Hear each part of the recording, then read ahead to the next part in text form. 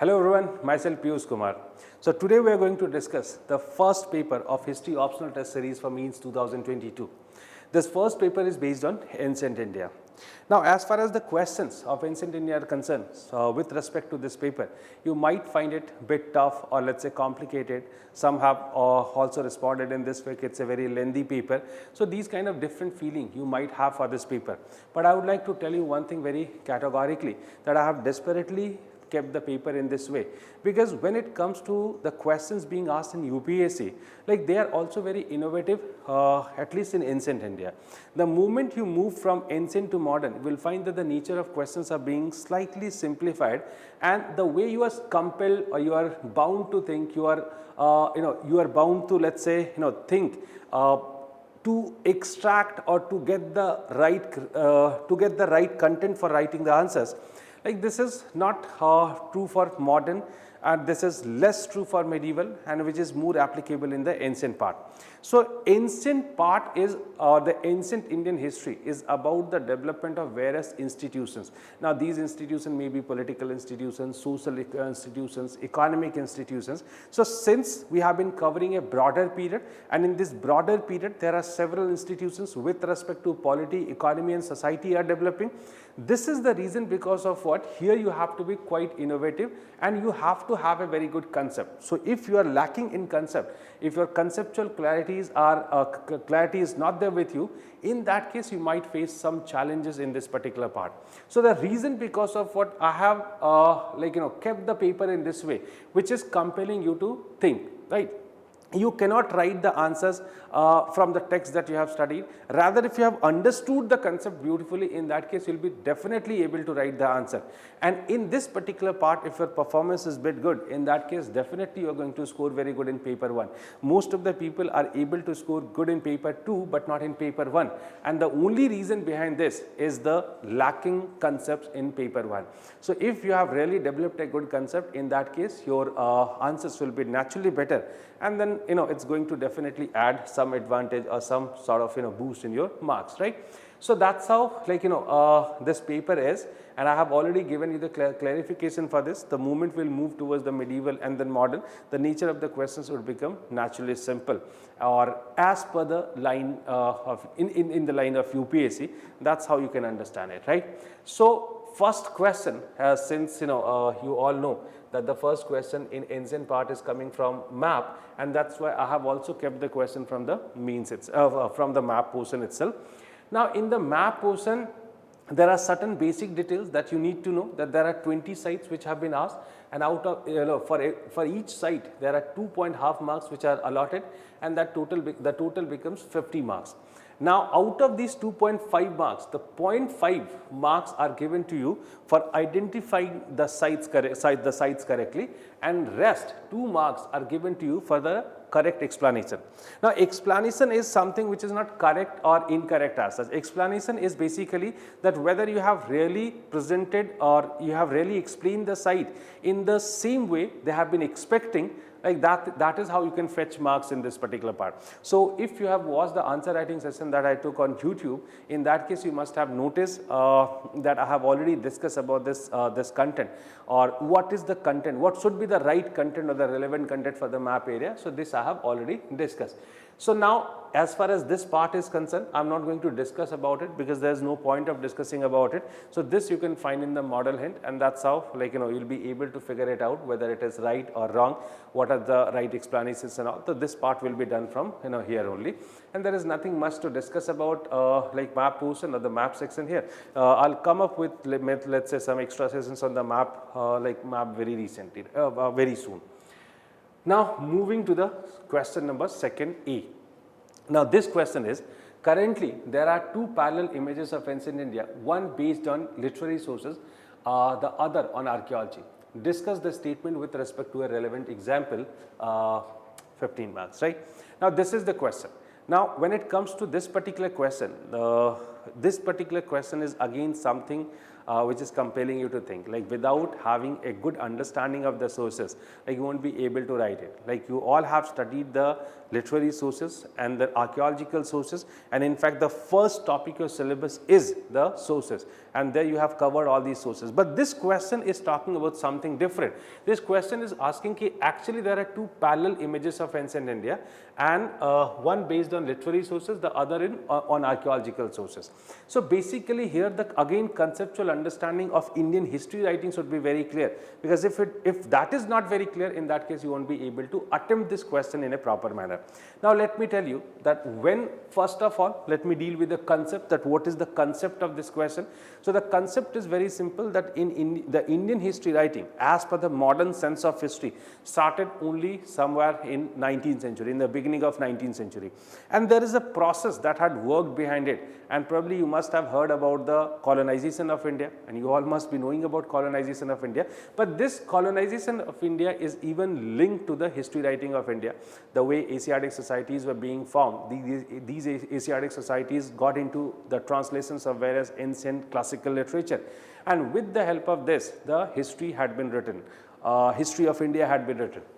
Now when it comes to this history, of course it is a biased history, and that was written by colonial people and all, but that's not very important. It's basically representing the imperial or the colonial historiography, but that's not the prime concern.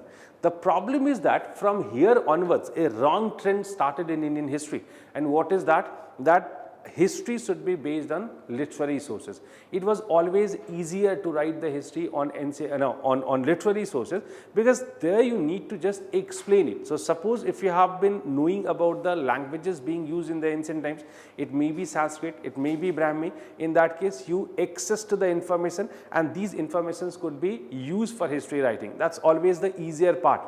It was the colonized India, and that's why there was no point that Archaeological Survey of India or any assets department which is working on archaeology must be must be functional, and that's why there was no archaeology, because the archaeology is coming somewhere in the late 19th century, not before that. And that's why the history which has been written in this particular in this particular point was basically is history based on precisely literary sources, right? Precisely literary sources. Then it comes to the second thing. Now over the period, like what happened, it started a wrong trend, and that's why it was followed by the other historians also. And Archaeological Survey of India, again because when it was formed on 1870s, like Cunningham was the main force behind it, and then after Cunningham this could not continue, that it's getting re-established somewhere in the beginning of 20th century. And then it started becoming like it started working in this particular line, but still that wrong trend was dominating, and that's why most of the historians had been excluding the archaeological sources, and they were not able to incorporate the information which are coming from it. Now the moment you have been using the archaeological sources, you all understand that it is all about various kind of scientific experiments, and if you are not doing it in that case you won't be able to extract the right or the correct information for it, and that's how it is a complicated process, right? So that's the reason most of the people have started avoiding it. But in the second half of 20th century, when India became independent, there were certain fundings done to Archaeological Survey of India, and then the historians also became quite conscious, and that's how it started happening, when we started incorporating even the archaeological sources or the information coming from the archaeological sources in the writing of history, right? That is the concept, right? So when it comes to the keywords of this particular question, so basically the parallel images, that's one, okay, one based on literary source and the other one based in the archaeology, right? So these are basically the keywords of this particular question. So basically when it comes to writing the answer of this particular question, you have to start with the intro, right? And when you have been writing the intro, what part you have to focus upon? First of all, in the intro, you will be simply writing the importance of sources for writing history. So if you have done it in the introduction, in that case you all will be able to convey this idea that how come the sources are very important. In fact, practically speaking, history is nothing but the combination of two factors. These are known as sources and history. And if one of the factor is missing, or if one of the factor has been used partially, in that case that complete picture of the history won't come. And that's the reason because of what the interpretation and reinterpretation becomes something which is very, very perpetual with history. So sources are very important, that you need to show in the introduction. and you can write just 2-3 line introduction you need to write, and you have to write further also that in Indian history writing we have been using both the kind of sources. So that you need to keep very simple, and then it comes to the body part, right? So in the body part you have to write.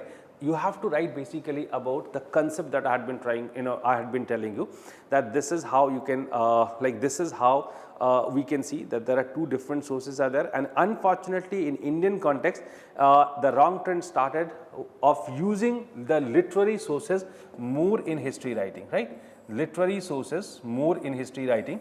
So this wrong concept unfortunately started in India. Then further the archaeological sources were definitely incorporated, but the kind of emphasis or the importance had to be given to archaeological sources that was that remains somehow missing. So the kind of archaeological sources should be used for history writing, unfortunately that could not be done, and that is the reason because of what sometimes we do find a kind of different picture of the same period. When it comes to the relevant example, that definitely you need to give the example also, and in example you can write that very simply we can say the postmodern period. There might be many examples, okay? For the sake of example right now we can use this postmodern period, and when it comes to postmodern period, in postmodern period there is a concept of Brahminical revivalism. Now, if we'll see the history of postmodern period with respect to the literary sources, in that case you can definitely find the revivalism of Brahmanism. Everywhere the references of many rituals, specifically the public rituals, have been referred, and that's how you can find many things the way the concept of Brahmachatra is coming. So this is how there are several examples of proving this period as a period for Brahminical revivalism. But the moment it comes to the archaeological sources, in the archaeological sources you can find or the kind of history which is extracted from the archaeological sources, now that is presenting a different picture. Most of the developments with respect to the Buddhist architecture precisely could be noticed in this period. There are certain constructions which were already there, but these are mostly made of the perishable material, and that's how could not have survived for such a longer period of time. But all these either got reconstructed, right, or some maintenance work had been done. Sometimes some reconstructions were also done, sometimes new additions were also there, and sometimes of course the fresh constructions were also there, and there is no dearth of examples. You do have many such examples. So by referring the archaeological sources, you can present that alternative picture of India, that no, actually it was not the period of only Brahminical revivalism, or undoubtedly there was some development in this line, but that does not mean that the rulers had started completely ignoring or isolating Buddhism and Jainism. Rather they also continued, and in fact I must say that they continued till 7th, 8th century without any break or without any damage as such, and that's how we can find that there are two parallel pictures are there. So you can take any other example which is coming in your mind, but this seems to be one very ideal example. So this is how we can talk about this particular question. But the moment it comes to conclusion, that becomes also challenging, that how to go for the conclusion of such kind of answers. I'll be just giving you one basic tagline, and you can conclude every answer, most of the, not every, I must say, most of the questions coming from the sources, and that's about the juxtaposition, right? So the moment you are writing, and in fact this kind of comparative questions are coming very frequently, so you can simply conclude the answer in this way, that if the best way of writing history would be the juxtaposition of both the sources, and in fact as many sources you have been incorporating in history writing, that is giving a more complete picture, and that's how the historians should be very conscious about using all the available sources in order to get a better picture. So you will be talking about the juxtaposition, and this is a keyword that is very important, and if you have been using it, in that case of course the quality of your answer is improving. So that's how you can talk about this particular answer, and that's how you can finish this answer. Okay, let's move to the next question. The next question is about, to what extent you agree that the Neolithic transition was a lateral change, right, in contrast to the idea of a vertical change, right? So Neolithic revolution. So when it comes to this question, there are three important keywords in this question, and these keywords are the Neolithic transition was a lateral change or a vertical change. Now, many of you are going to discuss it with respect to the concept of revolution. The way Gordon Child has been calling this period as or this phase as revolution. I think this question is having something very similar content, but it does not mean it is asking it is asking the same thing, right? That's different thing. I have already made one thing very clear, that is Neolithic transition. So, since I have made it Neolithic, I have already called it Neolithic transition. In that case, like you all can understand ki, okay, this question is having bit clarity over this idea between transition and revolution, right? So, this question is basically asking about the lateral change and the vertical change, right. So, you can start the answer. I will come to the body part. Let me first tell you that what is this, what should be the right introduction. In the introduction, you can simply write about some of the, why the Neolithic.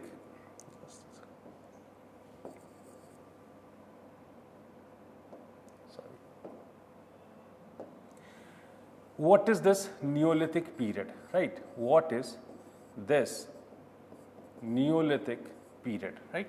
Simply you need to write about this Neolithic period, okay? In Indian context, like or in world context also you can talk about that this is the period which is known as Neolithic, and it's known as Neolithic because of some of the structural transformations happening in this period. That's it. So, it will be simply defining what is this Neolithic period. Then it comes to the main part of the answer, and that's the body part of the answer. Now, when it comes to body part, what exactly you are supposed to write, that I have been talking about two different things, lateral change and the vertical change. The meaning of these two, like you all understand, this is vertical change, or let us say it's written in the direction should be in this way, right. What is this vertical change? This is vertical change, okay, and that's known as the lateral change. So, basically this question is asking you whether the Neolithic transition was a vertical one or the lateral one, right. So, this question is basically trying to ask regarding the change which is happening in some nuclear zones only, right.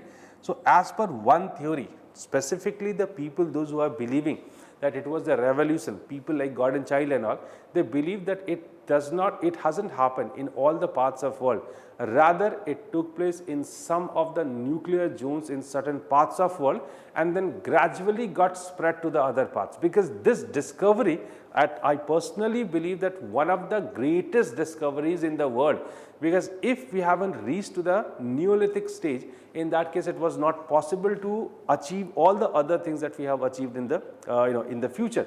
So, basically it is one of the most important changes. So, it was believed by them that how come it is possible that this kind of change or the transition could have happened, or revolution in fact could have happened in so many places. The possibilities were not there for this, and that's how they believe it happened in one place, it happened in this way, right. So, you have to start the answer with the vertical change, and the most importantly you have to write about the diffusionist theory. I think you all must be knowing about this diffusionist theory. The diffusionist theory talk about most of the important changes happening in one place and then further got diffused to the other places, and that's how rest of the part came to know or came across about these changes, and that's how they are also following it. So, this was the belief. So, it was confined or restricted in a particular place. But there is another idea which is talking about there are multiple places, right, where all these changes were happening, and it was happening in Africa, it was happening in Europe, it was happening in Southeast Asia, or let us say Asia also. In Australia it happened separately, and in fact this transition what we have been discussing, this transition was not very similar, rather this transition was different from place to place. So, somewhere they have been going for the domestication of wheat, somewhere they went for the domestication of rice, like that's how it's very different, and it is all as it was all as per the environment, okay. कहाँ पे कैसा environment है, that's the most important thing, because it's not true that the regions where wheat were domesticated, in the other regions also there was an ideal environment for the wheat, and that's why the wheat could be could be domesticated by them there. So wheat could be domesticated by them there. So that's how it's considered to be changes which were happening in different parts, and the periods may be also very different. But the periods, if the periods are different, in that case it does not mean it is inspired from somebody, or any particular region, it may be quite natural, because let's see the case of India itself. In India, there are different, at least 6 or 7 zones are there where the Neolithic transition could be noticed, and in fact they themselves are very different from each other. So once we have been discussing in the world context, so there might be many such possibilities, and that's how you should emphasize on this part, that it seems to be a kind of lateral change rather than the vertical change. Okay? So in the conclusion, you can write again, like in the conclusion, how you should deal with this conclusion. That's very important. Now the point is that whatever we have been discussing, these are merely based on assumption. We can't say this is how the things have happened. First of all, history itself is not very clear, and in fact when the sources are not so firm, in that case we won't be able to give any firm conclusion. So we'll be simply writing that we have been struggling with the sources, and with the by considering the limitations of the sources, we can't say that this is how the things have happened, and that's how we are in a bit confused situation. These are merely assumption, but the idea of Neolithic revolution has been rejected. The revolution which is believing in the vertical change has been rejected so far by majority of the scholars, and they do believe it seems to be more like lateral change. So that's how you can write the answer. So never give the conclusion with respect conclusion from your side. Whenever you need to conclude something, you always try to assign it to some scholars, or if you do not remember the name of scholars, in that case you can say that a majority of the scholars do believe in this way. So that's how you can play with the words, and that's how you can save yourself, that you are not inclined towards any particular view. That is the best way of writing the answers. So always, either you know the name of historians, blame on him, take care. Not blame on him, basically you can credit that person. Okay, it seems to be like he's the person or she's the person who is who is giving such kind of idea.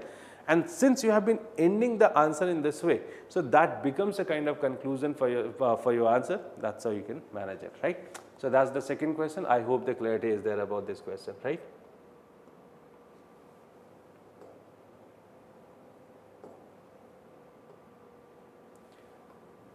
Okay, next. Harappan civilization is not only about uniformity but also about differences, critically examined, right? That's a question of 20 marks. This is a very simple question, but the question needed to be discussed in a proper order, and in fact the structure and then the content, these are two things which are getting you marks. Okay? So you can simply, when it comes to the introduction, you simply need to write, when it comes to introduction, you simply need to write about Harappan civilization. The best way, I always used to suggest that you need to write about the Harappan civilization. What is this Harappan civilization? The answer should be written in this way, if a person who having a basic idea of the things could also understand by reading your answer. So what is this Harappan civilization? So here you can talk about some specific features of Harappan civilization, the important features of Harappan civilization, urban civilization, Bronze Age civilization and so on. And towards the end, let's say second or third line, precisely speaking in the third line, you will be writing about the uniformity, which is considered to be one of the most important feature of Harappan civilization, right?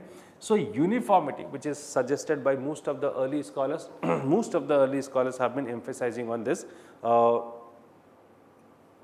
uniformity. Initially, the Western scholars had been doing it, later on followed by the Indian scholars also, because it had all become the issue of glory because of what? They all started suggesting, look at this civilization, how much organized and uniform it was, and that proves during the ancient times also India was much advanced. So that's how he'll be writing about the uniformity in the last sentence, and by writing this uniformity, you can come you can go to the body part of this answer. Now in this body part, there are two specific areas that you need to discuss. So one which is talking about that same uniformity, okay, one uniformity, right, and the second which is talking about the differences. That's it, right? Differences. Now, in what way you need to manage it? As far as uniformity is concerned, this is something well known to you, right? For the uniformity, you'll just write one paragraph. Okay? One paragraph you'll write, and in this particular paragraph, you'll just talk about the uniformity with respect to certain scholars, and that's how you can prove, okay, there is an emphasis on there is an emphasis on uniformity. And then after just 2 or 3 lines, he will be giving the point formats. Okay? It may be, it's not necessary that you are putting the number. You can put the arrows and you can write it. So you can give certain examples of uniformity. You can give certain examples of uniformity. That's it. Don't complicate this part. And then it comes to the second part, differences. The same paragraph, same pattern should be followed. So one paragraph of 2 or 3 lines, and again the points for the differences. So by this time you all know that there are several differences which had been also noticed. All the cities are not planned similarly. Okay? The roads were always not cutting across at 90 degree, which is a rumor that has been desperately circulated. So there are many differences. Okay? The religious patterns are different. Survival patterns were different. In most of the things we'll find the differences were there. But it's so so surprising that instead of referring these also, the historians have always glorified the uniformity wala part. So you have to basically write ki no, there are differences as well, right? And then how to conclude it. Of course, we are not going to incline ourselves towards any direction, and that's why you'll be writing in the conclusion, very simple, no conflict as such. So in the conclusion, you'll be simply writing that look, as far as IBC is concerned, since we haven't deciphered, listen very carefully, since we haven't, this is the best way of concluding the answer, since we could not decipher the script of IBC and we are completely relying on archaeological sources to know about it, there are several important questions yet unresolved. With the new discoveries, there are many older perspectives are getting changed. And that's how we are just coming, or we are reaching up to the new conclusions also. And among these, now the differences are also highlighted by some scholars like Kenoyer and all. And that's how we can see, or we can talk about, we can expect that more researches, or the moment the script has been deciphered, can enlighten more on this. That's how you can just go for a simple conclusion instead of complicating it, right? So that's how you're going to going to frame the answer. The name of certain scholars are very important. Okay? So you have to include in this particular question the certain scholars. Now this is also a misconception, and I would like to make it very clear, because the moment I believe that initially in UPSC examination, nobody ever knew or writing the name of historians, because this was not a trend. So I think couple of years back when I started talking about the writing of historians, and then people started following it. And in fact, the history has never been studied with this historical perspective or the historiographical perspective, and then gradually people have started incorporating it. But now that another confusion is there, that if I'll be writing the name of so many scholars, in that case I'll be getting good marks. It's not correct. Look, ultimately the arguments are important, and that's why you should be more focused towards the arguments. And if you remember, or let's say associate the name of couple of scholars with it, in that case of course it's giving a kind of edge to you as compared to or on your competitors. And that's how just limited scholars, but you can definitely mention it, right? Let's move to the next question.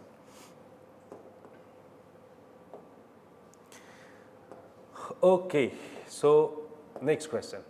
Now the third A, how far it is justified to say that the mythologies to present the Itihasa tradition in ancient India, right? Okay, now again this is a question based on the source, and this question is talking about that how far it is justified to say that the mythologies, right? Mythologies do present the Itihasa tradition, right? So now you have to first write tradition in ancient India. So you have to just give a kind of introduction, okay? And in the introduction, you'll be simply writing about mythologies, and at the same time you can define mythology and then define Itihasa also. Now this is a term which has been used even in the ancient writing, and that's how I must say that even in the ancient times some sort of consciousness was there among the people as well for the Itihasa, right? And mostly this is identified, okay? Mostly the Itihasa is identified with the epics. Got my point? Ramayana and Mahabharata. That these are nothing but the Itihasa only. Because there is a narrative in Itihasa and in the epics, Ramayana and Mahabharata, and this narrative has been sometimes perceived by the people as a history, right? That's the trend which has been followed, and that's the reason because of what the epics are considered to be history. So then after writing this introduction, you'll be coming to the body part, right? You'll be coming to the body part, and in the body part, you'll be writing something about body. You can give in one part, you will be defining in one part, okay? Let's say this is the first part of the body, and you'll be writing briefly about Ramayana and Mahabharata, right? You'll be simply writing about Ramayana and Mahabharata, that okay, what kind of story has been given it briefly. Keep it very brief, because this is something which is which is well known. Then you'll be writing that in the modern sense, the concept of history has been changed. In the modern sense, the concept of history has been changed, right? Then the problems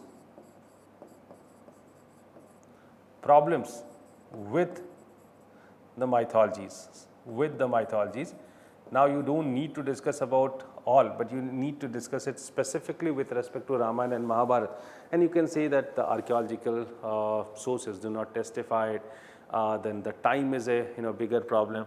The original story used to be sort of extrapolation and all such kind of things you can write. And that's how we can say that now if we'll go in the conclusion, you'll be writing. Now conclusion should be very smartly written here. So you can't outrightly discard the Ramayana and Mahabharata in the historical sense in it, right? But you can't accept it history also. And that's when the conclusion you should write. As per the modern sense of history or the modern understanding of history, it doesn't seem, or these do not seem to be history as such.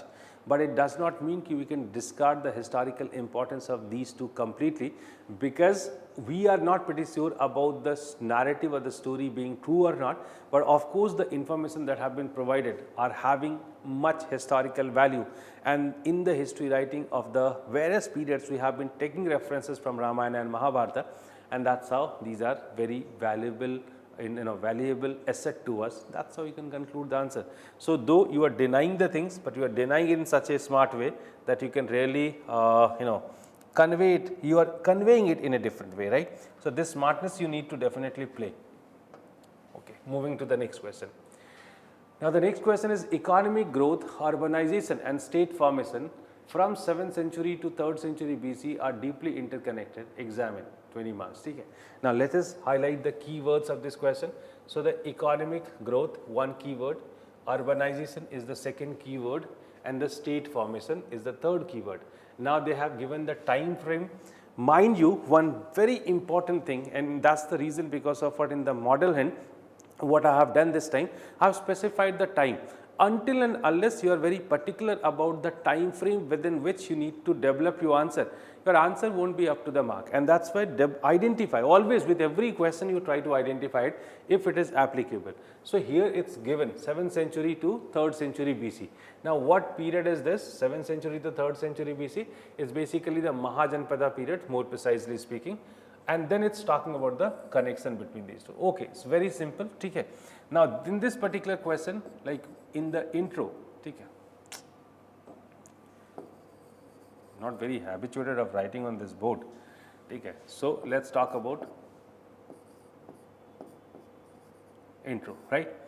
So in the intro, you have to simply explain this period. What are happening in 7th century to 3rd century BC. And of course, this period is marking so many important changes. So you introduce the period. Okay? You introduce the period only, nothing else.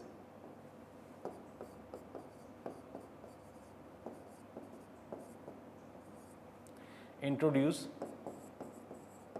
period. And while introducing the period, there only you talk about certain important changes that have been happening in this particular period. And in these changes, you can mention about the economic growth, urbanization and state formation also, right? So this is how you have simply conveyed this idea. Yes, this is true that in this above mentioned period, there are some remarkable changes that have taken place. Then it comes to body part. Now here you have to play very smart. if you are trying to discuss everything in content, right, in words, in that case it's going to consume much of your time. Mind you, again a very valuable suggestion to you. When it comes to answer writing, I still remember that one of my student Iswar Kandu was highly, got highest mark that year. I do not remember the year, 16 or 17. And once he got highest marks, so of course, people started looking at him as hero or something like that. So he has suggested someone, his sir has talked about certain certain diagram, chart and other kind of things in order to convey your idea properly. Now this has been taken by most of the other students in this way, that in every question you need to fit it. I think it's illogical. Let me give you a very practical suggestion. The moment you feel that by putting any kind of diagram or any structure, you can convey the idea in a more lucid manner, and it is going to save your words, and then undoubtedly it is saving your time also, go for it, right? But don't make these kind of diagrams in the chart unnecessarily, which seems to be a kind of imposition, because that is not going to get extra marks. There might be some sort of punishment also, and that's why avoid it. Now in this particular question, it seems to be quite applicable, because one leads to another. So we'll be talking about this particular question in this way, that actually you have to examine. So you have to just prove it. This is how the things were happening. So we'll be talking about the way the surplus got created. Okay. And you have, if you have studied the history, in that case you all must be knowing about the importance of it. Okay. So surplus, and then the surplus further leads to a kind of complex economy, and the complex economy is further leading to the urbanization. Okay. Urbanization is further leading to several kind of conflicts in the society, and these conflicts, okay, these conflicts, the conflicts which are social and class conflict also, right, class conflict also, and these conflicts are ultimately bringing the state into existence, okay, into existence, and then further the state is collecting tax, right, maintaining army and providing and sometimes helping in surplus also. Either you can link it or you can avoid it. Okay. So that's how this circle goes on. That's it. Okay. Now of course this is the the Marxist theory, right? And it's not necessary that everybody is convinced with this idea. So you'll simply go for this. You'll be writing that as per the interpretation, you can avoid it, or you can in the initial part of the body, you can simply go you can simply go for this kind of relation. And then he'll be writing an analytical approach of this question, that okay, the Marxist scholars have suggested this kind of connections, though there are other scholars like Romila Thapar and all, and they are not really convinced that only this factor is there. Like for the formation of state, or let's say the connection could be noticed in the another way. But in the conclusion we'll be writing, though it's not necessary that they are one leads to another, but we can definitely talk about some sort of connection, because it's not only for one period. In every period they could be noticed together, and that's how some sort of connection could be definitely noticed. That's how you can conclude it. Okay. Okay, let's move to the next answer. Next question, not answer. Okay.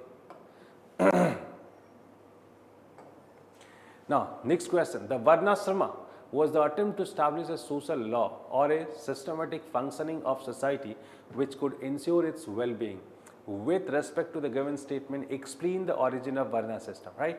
So now here there is something which are very clear. The question is asking you to explain the origin of Varna system, right? This is the central idea of the question. But the statement, the Varnasrama was the attempt to establish a social law. Okay? Now this is one thing, that is social law or a systematic functioning of the society, which could ensure its well-being. Okay, that's not very important. So there are three things that you need to keep in mind.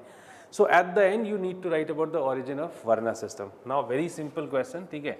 Now in this particular question, first of all, intro, right? In the intro you write about this Varna system, nothing else, right? Varna system, or let's say Varnasrama Dharma. So you'll be writing about the Varnasrama Dharma, which is coming at a particular point, and it is coming at a particular point, and then it becomes one of the most prominent feature of Indian society, which is still there. Okay? And then it comes to the body part. In the body part, you have to write about the various reasons or the explanations behind the rise of the Varna system. So you can write about various versions. You can find it in the model in, but I'm just roughly telling you. So there is a Brahminical perspective, okay? Or instead of Brahminical perspective, I can say the I can say about the textual perspective. Okay? So in the Brahminical text, it has been explained in a way that there are it is created by the God itself. The Varna system is Varnasrama Dharma is considered to be this. So that's one interpretation. Then it comes to the imperial, or let's say the Western approach, and in this Western approach, what has been said, it is all about the division between the Aryans and the natives. Okay? And then Varna means color, and that's how it is there. And then there is another perspective that's called as the Marxist perspective, which is talking about the smooth functioning of the society. Like, they have connected it with the material changes happening in this period. And if you have really understood the origin of Varna system perfectly, in that case you all must be knowing about it. The way they were trying to discuss it or trying to understand it with respect to the several changes which were going on, the several changes which were going on during this period, the way the communities were becoming agriculturist, right? And in agriculture they needed labor, some sort of such divisions of the society was very much required. So you can take it in this way, right? So then it comes to conclusion, and in the conclusion what you are going to write, in the conclusion you are simply going to write that it's very tough to know about the real or the right reason behind the origin of the Varnasrama Dharma or the Varna system, right? So on the basis of the available sources, like these interpretations have been given, but whatever the reason was there, like this has become one of the perpetual system of the society, and there are so many flaws. You can link it with the current society. By linking it, you can finish the answer. That's how you're going to write the answer of this particular concept, right? So certain details of this particular question, like this particular answer, you can find in the in your model end, right? Okay, moving to the next question. The period between 300 BC to 300 CE witnessed an expansion of the trade network of India to an unprecedented extent, both within and beyond the subcontinent. Discuss it with reference to the contemporary sources. Okay, so now this is a simple question. Okay, there you don't need to let's say there don't need to know much concepts and all such kind of thing. Question is simple, but you can really take an edge to your competitors, right? It's all about writing things, I'm telling you.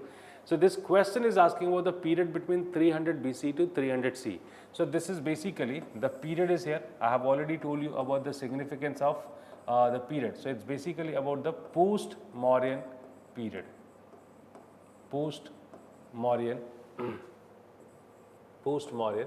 period, right? So this is the period. Now it's talking about the trade network of India, and then it's talking about beyond, within and beyond. Well, within India and beyond India. And the last line is very important, that's contemporary sources, right? So now you have to write about the changes in the post-Mauryan period. So in the introduction,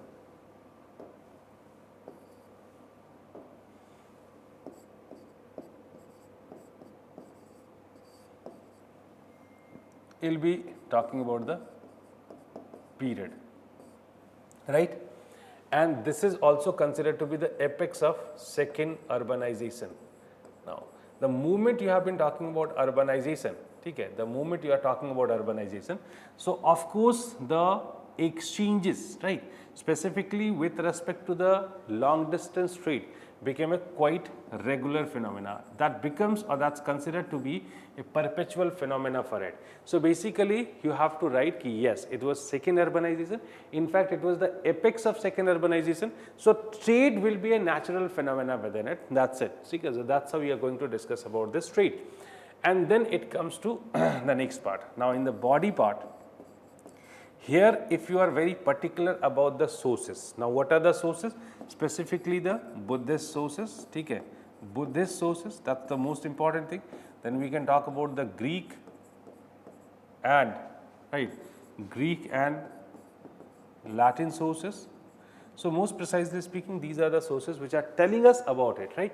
So basically, these are the sources. So if you are knowing it specifically, that from where what information are extracted, and if you do not know it, so start the question with the sources, and then you discuss about a trade within India, okay, and then foreign trade, okay.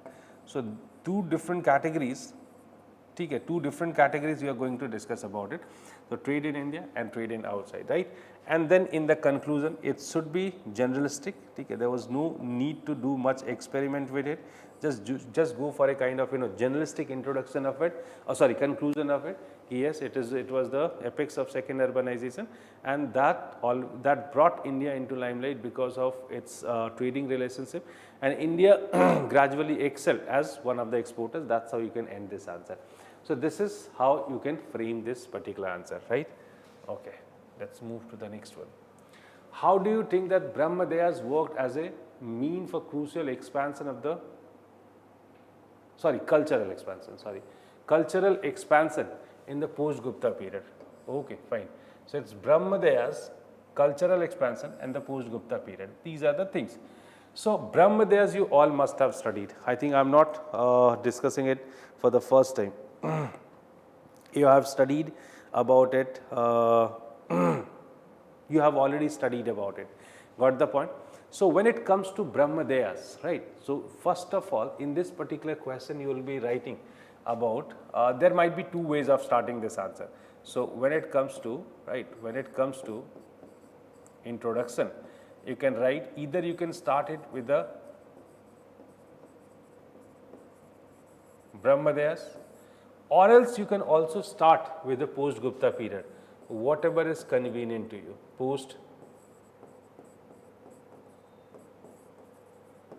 Post-Gupta period. So I think it's better to start with the Brahmadeyas. What exactly is this Brahmadeya? Then it comes to the body part, and in the body part, you're just going to discuss about the way Brahmadeyas are being done, the features of Brahmadeya, basically features of Brahmadeya, right? The features of Brahmadeya you are going to discuss, and how come it was having or leaving briefly the features, and then most importantly you need to discuss about the impacts of it. ठीक है, क्या impact ultimately society पे छोड़ता है, and then you need to talk about the cultural expansion. Ultimately, like even in the post-Gupta period, there were several secluded societies, and not exactly secluded, I'll say, but they haven't become part of the state society, and they were not in touch with this Vedic society, or let's say the society which developed in most of the other places. So now from this particular period onwards, you start finding the expansion of the real Hindu culture or the Hindu tradition, and it started basically the Aryanization of the tribals. So that's how you can write about several points, that these are the features which are entering, like such as caste, varna, the festivals, fairs, right, and many other things which were happening, and that's how we can say the cultural expansion was happening, definitely happening, right? But when it comes to the conclusion, now in the conclusion you are going to also talk about not only in the conclusion you are also going to talk about not only the expansion but the integration of the regional culture into a broader stream. That's also simultaneously happening. So I think it's not one way, but it was happening in both the ways, and that's how you can talk about the changes which was somehow coming up with the present day India. So you must link, because the modern day India, or basically the culture which is there in the present India, this culture is very much developed during the post-Gupta period. That's how you can link it. So that's how you can write this answer of this question. Okay. Moving to the next question. Do you agree that administrative system under the Gupta went through a remarkable shift, or was it in a continuation? Got it? Okay, fine. So in this question, again it's a factual question. There's no much ups and downs in this question. So let's say this is the introduction, right? So you can start it with a Gupta period, specifically Gupta kingdom, and somehow you have to convey this idea that Gupta kingdom was a very powerful kingdom, very powerful kingdom, right? Maybe you can end this statement, end this introduction with this administration. You can end it with this, the last line related to administration, right? When you have been discussing about the powerful kingdom, so you can of course link the administration with it. And then after the administration, when it comes to the body part, in the body part, you are going to just give a brief description of Gupta administration, nothing else, right? Gupta administration, right? So in one part, he'll write about the Gupta administration. Now, when you have been writing about administration, there are several things that you need to keep in mind. It includes, let's say, whenever you have been writing administration, any administration, right, you should keep in mind the central administration, right? Then the provincial administration, and if there is something at the basic level, so basically village level, so that you should definitely include. So these are three different things. Then along with this, you can also discuss about land revenue that also constitutes one important part. So these are the various aspects of administration that you are going to discuss here. And then since this is asking about the continuation, so you have to go for a continuation, or you have to basically link it or go for it in the second part. This is the first part of the body. In the second part, you have to compare with Mauryans, and of course,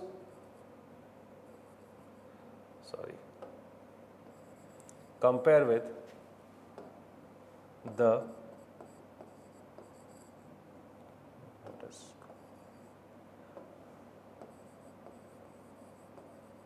Mauryan administration. Of course, certain similarities are there, either in the name of bureaucracy, or else we can say some features of functions and all. So you'll just go for a comparison, and you'll highlight on both similarities and the differences also. There are many new taxes which are coming, which are different from Arthashastra and all. So you can talk about it, so that you can find in the in the booklet, right, in the model head. When it comes to the conclusion of this particular question, in the conclusion, you'll be writing about the continuation of Gupta administration even further, let's say in the early medieval period also. So you can write about the further continuation. That's how it proves the idea of continuation and the continuity and the change in history. And that is what the question is willing to know. That's how you're going to do it. Let's move to the next question. Okay. Now the next question is, how far do you subscribe the view that the definition of patronage with respect to the various art forms popularly treated as a restricted one, whether it has much wider domain? Okay. Now this question is again a bit tricky question. Okay. Now this question is like, how far do you subscribe the view that the definition of patronage? So this is talking about patronage. Now this is something that you understand. And of course, with respect to the various art forms, is popularly treated as a restricted one, whether it has much wider domain, right? Now, so you can talk about, of course, it is from ancient India. So when it comes to writing the introduction, in the introduction, you will be writing about the development of art and culture. Simply, development of art and culture in ancient times. A very brief, don't try to expand it a lot. You will be writing about the development of art and culture in the ancient, and then here only again in the end line we will be talking about the patronage. So when you are ending your introduction, you just finish it with the patronage, and then in the body part we will be writing about the patronage. Now this is first going to talk about a broader perception or patronage. It's confined mostly to the either ruling class, okay, ruling, or else let's say the elite class, right. So this will just try to define ki how come the ruling class or the elite class had an impact over the various art forms. So you can refer Asoka, you can refer the other things also, other rulers also. So that's how you can write it. But this is just one perspective, and then we'll come to the second perspective. It is incorrect that the patronage is always confined to them only. Now patronage is something which is very much influenced by the culture, as well. Okay. Now there is an article by Romila Thapar on this, and in this particular article she has cleared it. Actually there are various impacts, or there are impacts of various things on this art and culture. Sometimes the regional culture, okay, religion does have greater influence over it. Sometimes even you will find the people, those who had been working there, they are also leaving some impact over it. So basically, precisely, or basically we can say the people, those who had been working there, they are also leaving some sort of impact over it. The woman had a greater influence over it. So that's how we can say that the patronage is not only like it should not be understood in this way.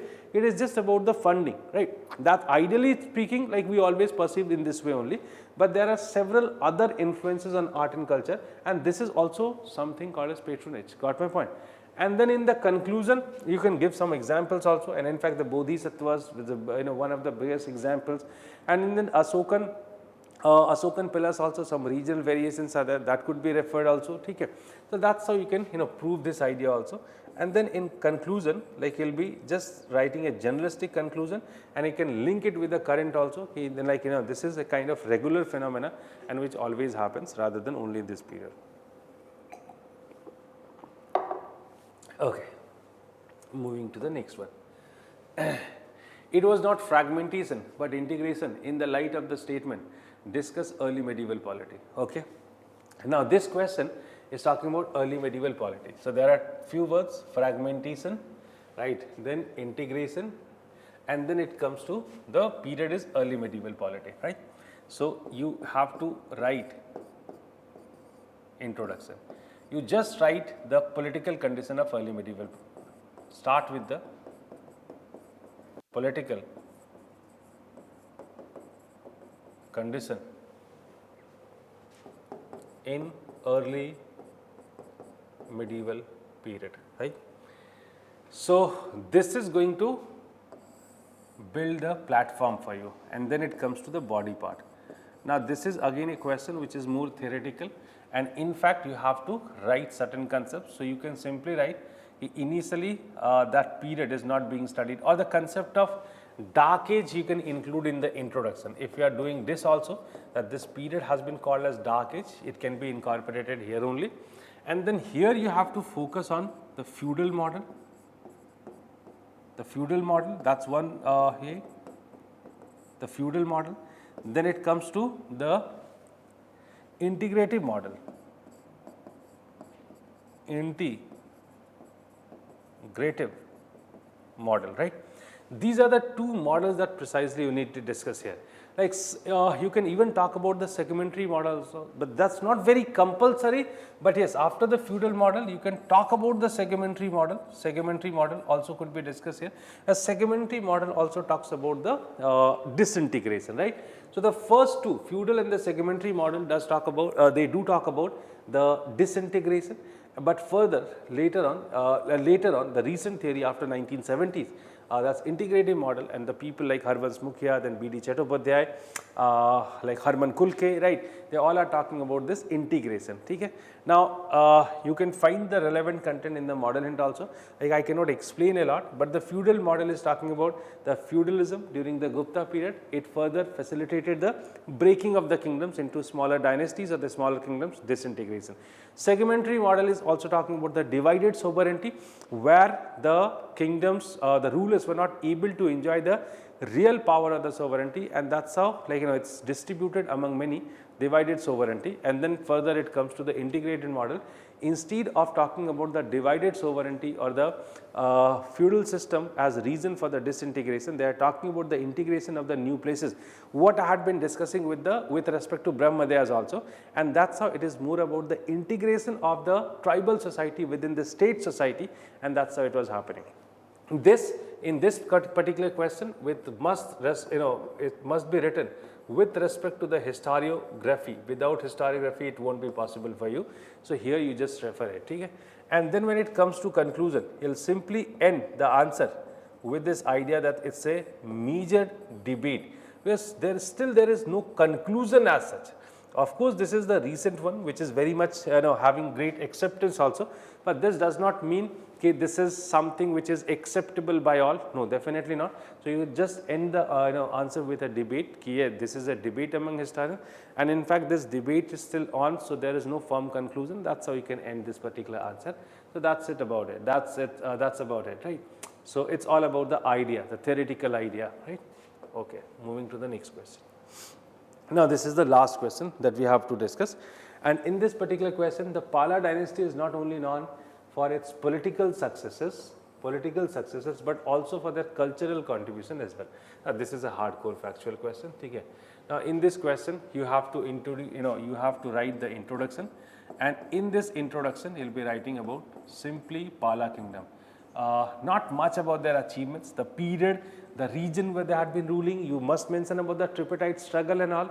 So that's how you can refer the Palas. After reading this introduction, people should be very clear that okay, this kingdom is known as the Pala kingdom.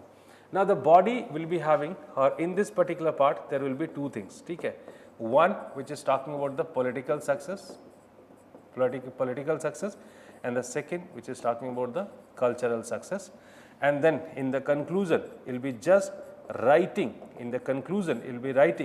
about the impact of the Pala kingdom even in the modern day Bengal also, right. So whatever the cultural examples we do have in Bengal, you can link it with that, right. So that's how you are just going to discuss the answer. So we are just done with the first part, and very soon we'll be there with the second discussion of paper 2 on medieval. So that's all about the first one.